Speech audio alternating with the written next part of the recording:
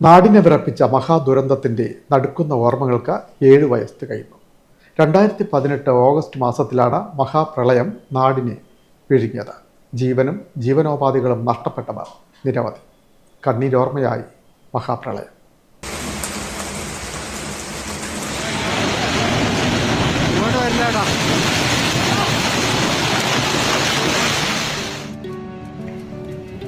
പ്രളയത്തിൻ്റെ നടുക്കുന്ന ഓർമ്മയിൽ കുട്ടനാട്.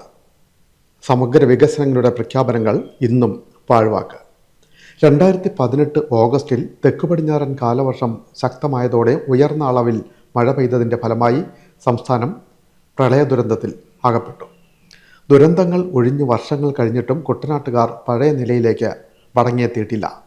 പ്രളയക്കെടുതിയിൽ അകപ്പെട്ട കുട്ടനാട്ടിൽ നിന്ന് വെള്ളം ഒഴുകിമാറാൻ തന്നെ ആഴ്ചകൾ കാത്തിരിക്കേണ്ടി വന്നു. അന്നുവരെ സ്വരുക്കൂട്ടിയതെല്ലാം പ്രളയജലം കവർന്നെടുക്കുന്നത് നിറകണ്ണുകളോടെ നോക്കിയിരിക്കാൻ മാത്രമേ കുട്ടനാട്ടുകാർക്ക് കഴിഞ്ഞുള്ളൂ.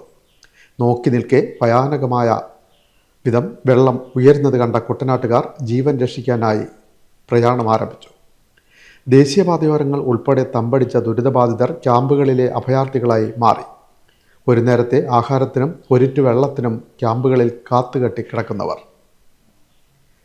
തലചായ്ക്കാൻ ഒരിടം തേടി അലയുന്നവർ, പിഞ്ചുകുട്ടികൾ, ഗർഭിണികൾ, വൃദ്ധർ, അംഗപരിമിതർ, സ്ത്രീകൾ എന്നിവർ പ്രളയദിനത്തിൻ്റെ ഭീതിയിൽ കഴിഞ്ഞുകൂടി. പ്രളയഭീതി അകന്ന് ദിവസങ്ങൾക്ക് ശേഷമാണ് കുട്ടനാട്ടുകാർ തിരികെ വീടുകളിലേക്ക് എത്തിയത്.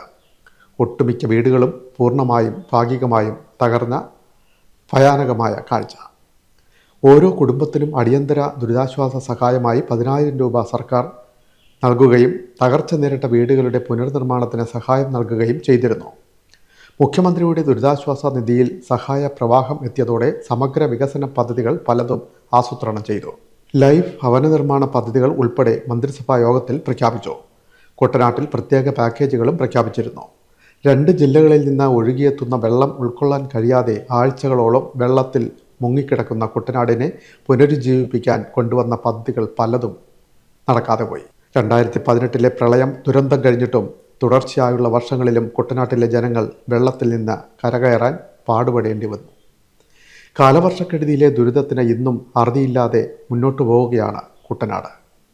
നദീതീരങ്ങളിലെയും കൃഷിഭൂമിയിലെയും അനധികൃത നികത്തൽ, ജലാശയങ്ങളിലെ ആഴം കൂട്ടൽ പ്രവൃത്തികൾ, പരിസ്ഥിതി ആഘാതം സംഭവിക്കുന്ന നിർമ്മാണ പ്രവർത്തനങ്ങൾ, തോട്ടപ്പള്ളി പൊഴിമുറിക്കലിലെ കാലതാമസം, സ്പിൽവേ നിർമ്മാണം, പാടശേഖര സംരക്ഷണ ഭിത്തി നിർമ്മിക്കൽ, പ്രധാന കനാലുകളിലെ ജലനിർഗമന തടസ്സങ്ങൾ, കാർഷിക രംഗത്തെ പ്രശ്നങ്ങൾ തുടങ്ങി ഒട്ടനവധി വിഷയങ്ങൾക്ക് ഇപ്പോഴും പരിഹാരമുണ്ടായിട്ടില്ല.